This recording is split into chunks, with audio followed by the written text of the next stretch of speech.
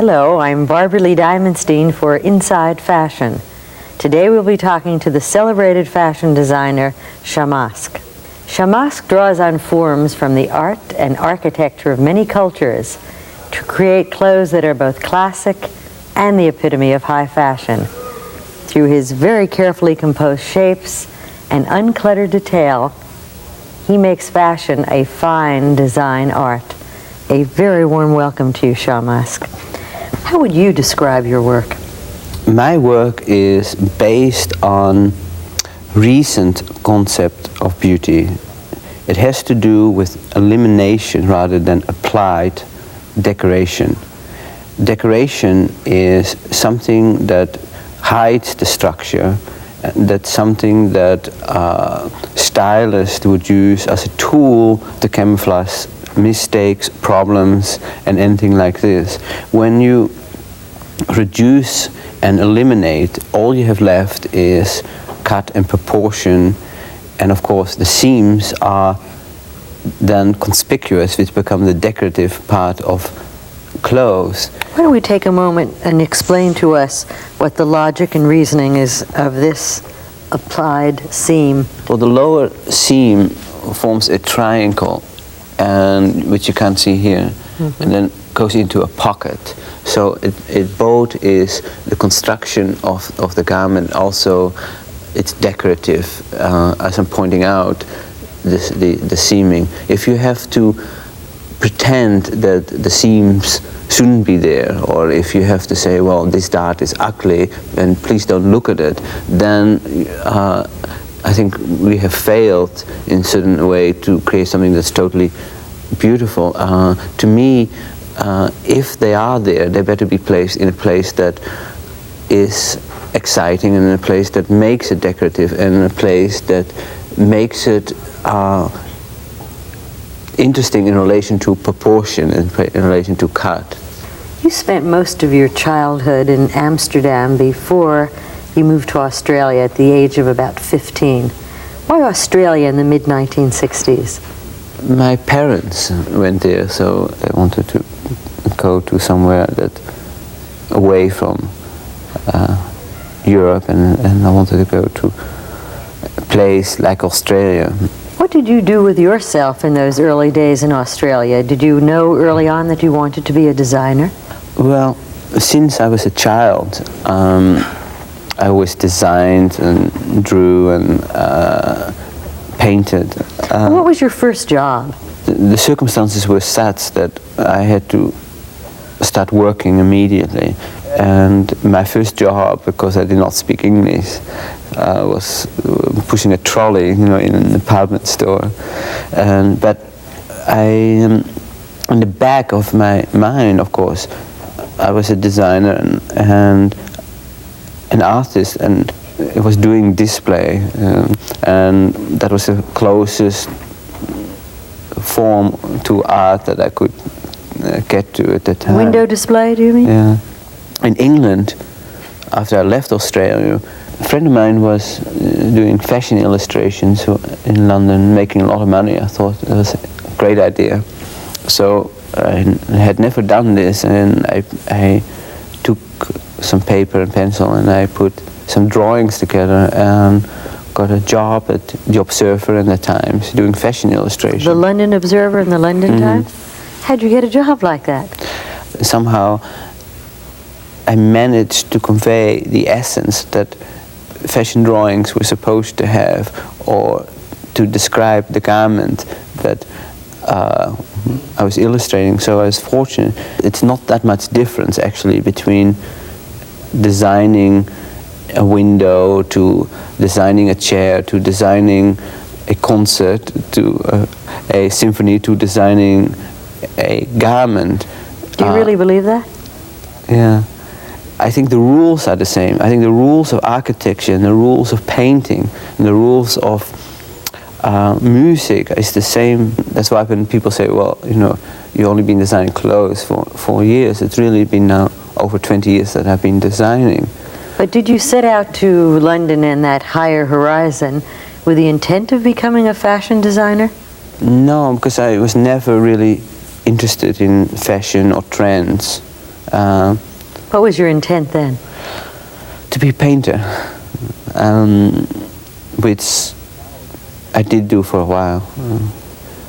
Now, of course, because of clothes, and in some way clothing is a movable sculpture. It's somebody that wears something in a certain shape and certain color and moves through space, and it's three-dimensional, and you can walk around it, or they can walk around you.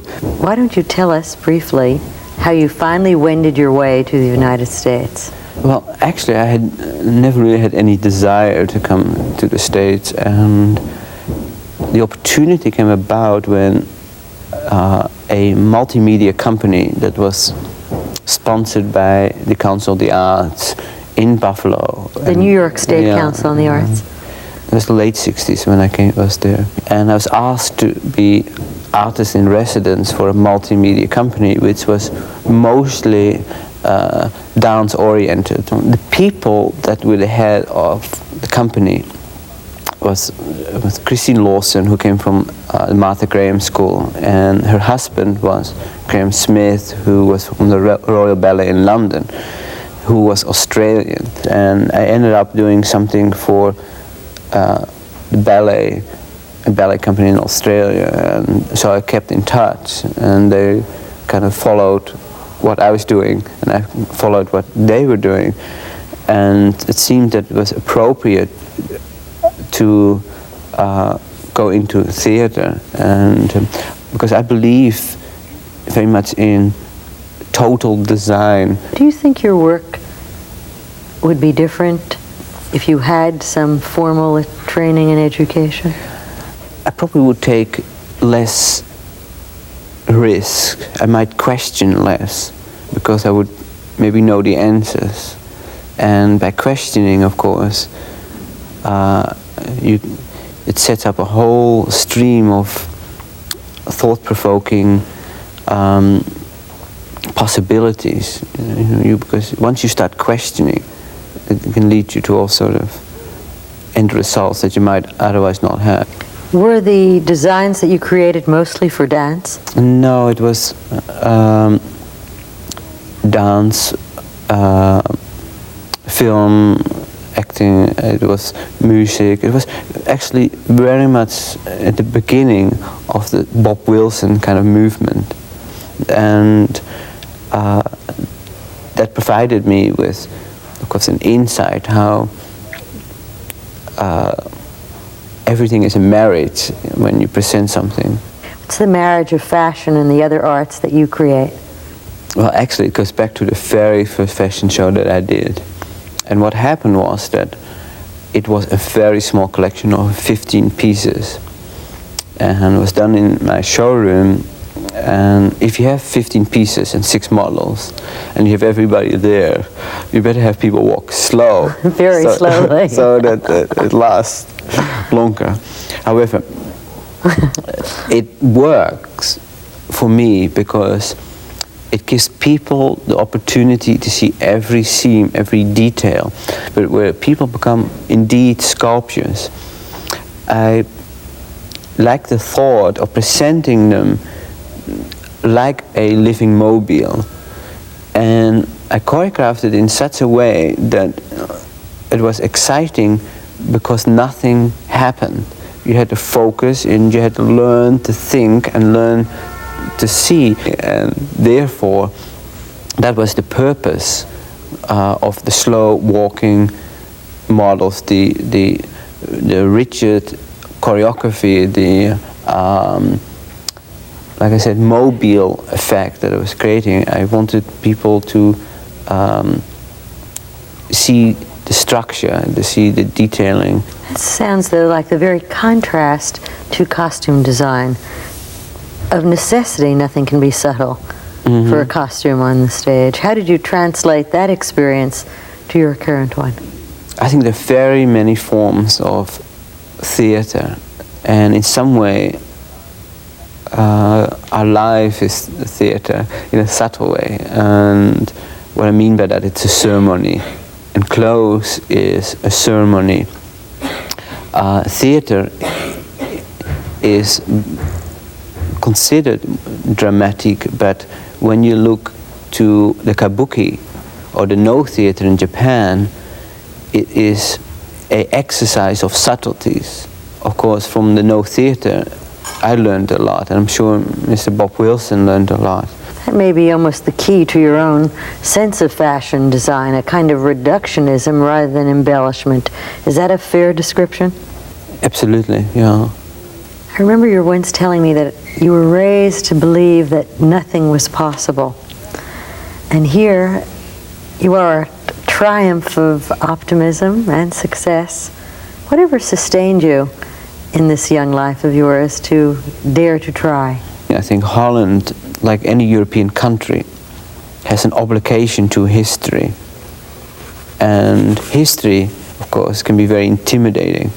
Australia, like America, has a history that's very short, so the obligations are not as much felt. And Australia really taught me that everything is possible. How did you wend your way, and when did you do so, to New York City? I came to New York permanently, I think in 1972, and when I first got here, I thought, well, I'm successful in Buffalo, all I have to do is sit back and opportunities will arise and I will find work. Of course, that doesn't happen. So what did you do? Interior architecture, fabric design, I would design sweaters, I would design screens or bathtub, I would design. And how did you get these jobs? To a certain extent, people knew what I was doing, and once you have one job, it kind of leads to others. And then I got a private client who requested, after I had designed a house interior, if I would design a fur coat. I designed a coat that was a combination of both knit and fur, and it was done in a way that the furrier, as well as the knit people, had no idea what the end result was going to be like, because it was all in pieces, it was like a puzzle. And when it was brought together, Maximilian, Madame Petrarch, put it together with me.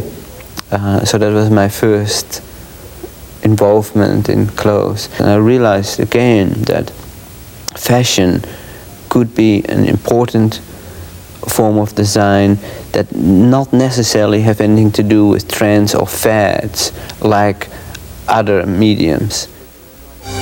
Fashion, the inside story, will return in a moment.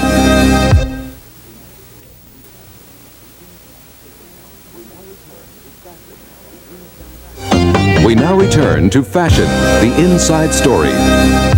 Then you finally decided to go into business on your own. How did you go about doing that? I really felt that I wanted to be in business with somebody that I related to, which gave me enough control as well as a communication and respect for the other person to create a working vehicle. Well, you found a partner, as I recall, sometime in the late 1970s, along about 1979. Can you tell us a little bit about that arrangement? My partner is Mr. Murray Moss, and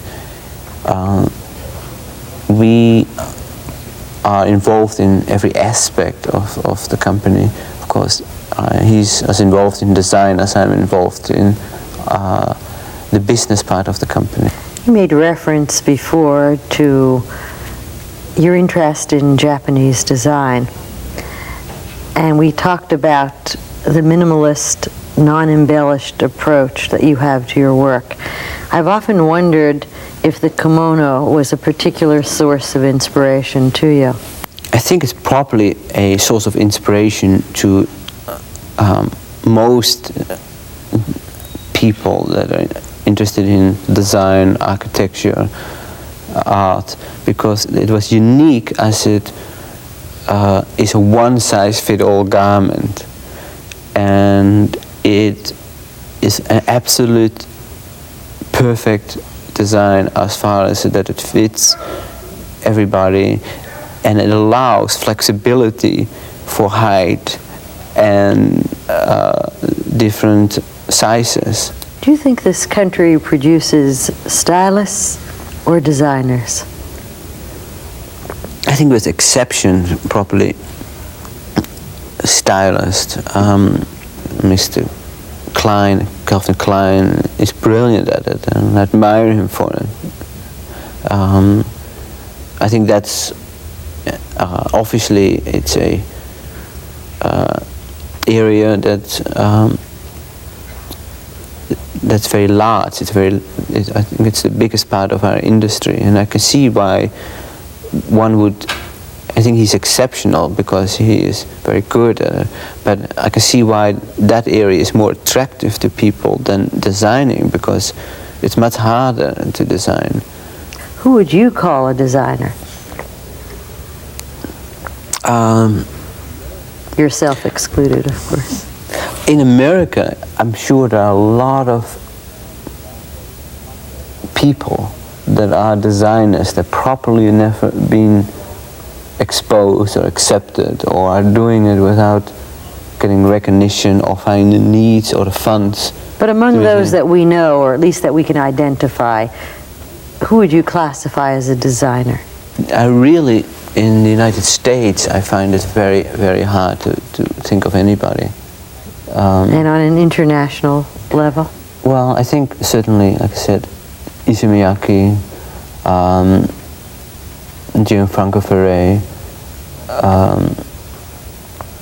and probably Armani. I haven't quite decided on that yet. And no one French? I think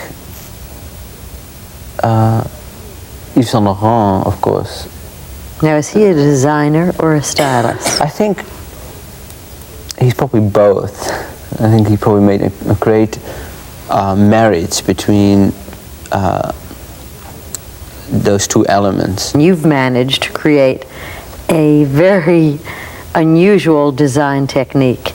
I wonder if you can tell us about the innovative method that you've developed. Because I did not know anything about fashion, I asked a close friend of mine, Betsy Johnson. Is that Betsy Bunkianini, Yes. Betsy Johnson? What do you do? And she said, well, to design and make clothes is like baking a cake. You first buy all the ingredients. And she said, buy your pins and your muslin. And of course, when you have these things, then what you do?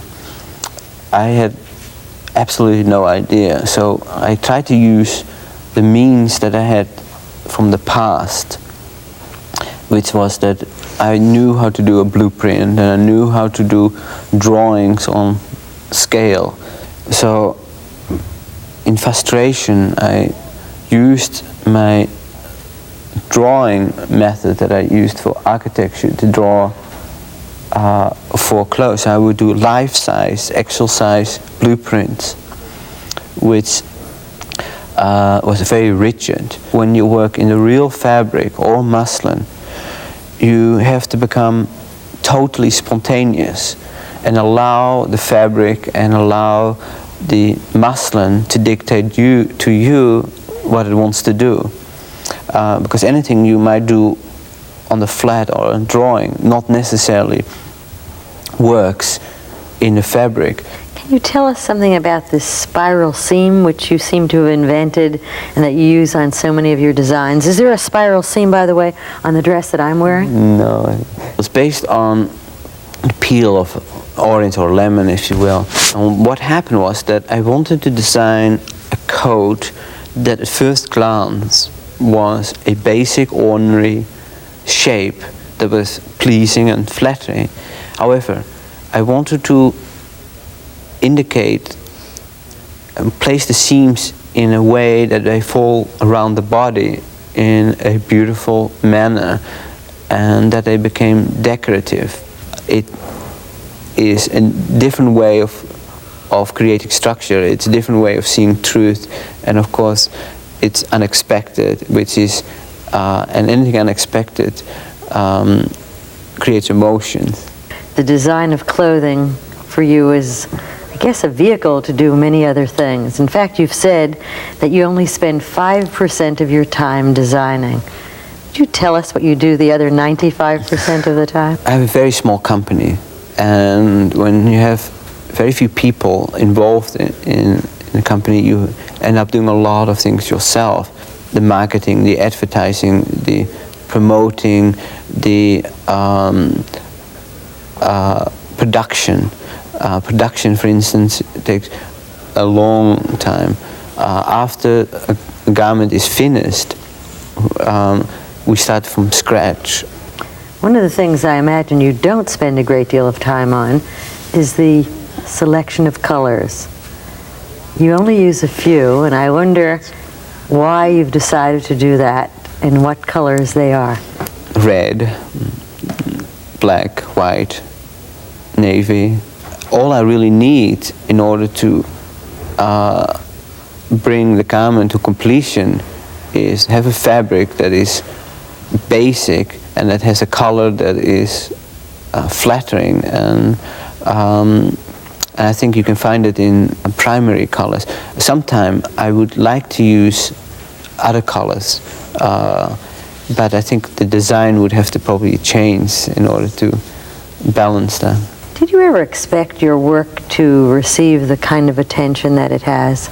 I think one of the reasons it did get attention was that if there's nothing more shocking than simplicity, and I think I became conspicuous by doing very little. Well, that very little has caused a great deal of reaction in the press. In fact, criticism about your work appears as frequently in design and in art journals nearly as in the fashion press. What do you think this says about the current state of fashion, in fact, vis-a-vis the other arts? I think fashion goes through many, many changes, and through history, of course, artists get involved in fashion, and what that means is that people like Popova from the Russian constructivist would design clothes because they felt that the only true form of art was designing for the masses. I also think that, on the other hand, it's frowned upon as an important art. Is fashion an art or a business or something else entirely? I think with most forms of art, I think it's both. It's marriage between business and art. Did you ever expect your life to unfold the way it has? Yes and no. I did not know I would be doing this. I think it's probably the last thing that I thought I would be doing. Is there another thing that you think you might be doing? What next? I don't really know. I'm having a good time. I'm enjoying very much what I'm doing. And we enjoyed it too. Thank you very much, Ronaldus Shamask.